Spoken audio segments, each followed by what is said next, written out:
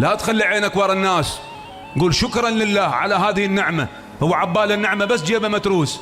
انت لما تستيقظ صباحا، بارحة قلنا مو، وتستنشق الهواء تباوع على احبابك بالبيت، نعمة ولا لا؟ نعمة. غيرك غمض عينه. لما تروح الى الحمامات اجلكم الله يجلل يسمع وتقضى حاجتك بيدك، نعمة ولا لا؟ نعمة. تروح للمستشفيات غيرك ما يقضى حاجته بيده، غيرك اثنين وياه. نعم. واحد اجلكم الله لازم الكيس مال البول والثاني يشطف له. هاي نعمة ما بعدها نعمة. انت تاكل وتشرب بايدك جود الطعام، غيرك ما يقدر ياكل بيده، حاطي له صندات. نعم.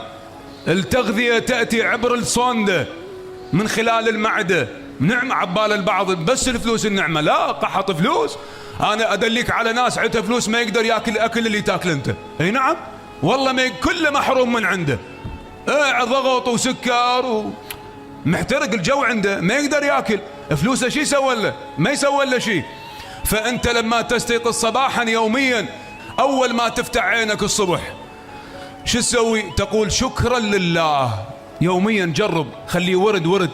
اول ما تفتح عينك وانت على فراشك، عملية بسيطة ما بها لا وضوء لا غيره لا صلاة، تقول شكرا لله. ليش الهي انطيتني يوم جديد، غيري ما انطيته يوم جديد، سحبت ورقته، انا كتبت لي بعد حياة، انطيتني وقت اضافي.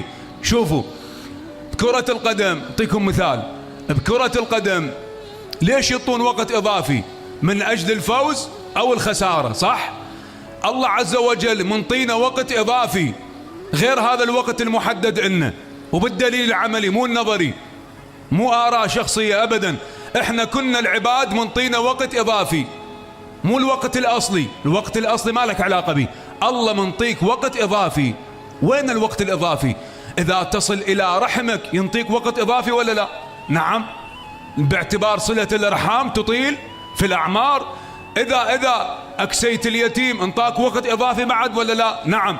من اجل من؟ من اجل الفوز بهذه الدنيا، من اجل الخيرات حتى تكون بيدك ومن خلالك تصل الى المعوزين والى الفقراء. فمو كل شيء بالمادة، لا عمي، غيرك يتحسر على هاي النعمة اللي انت بيها. نعم.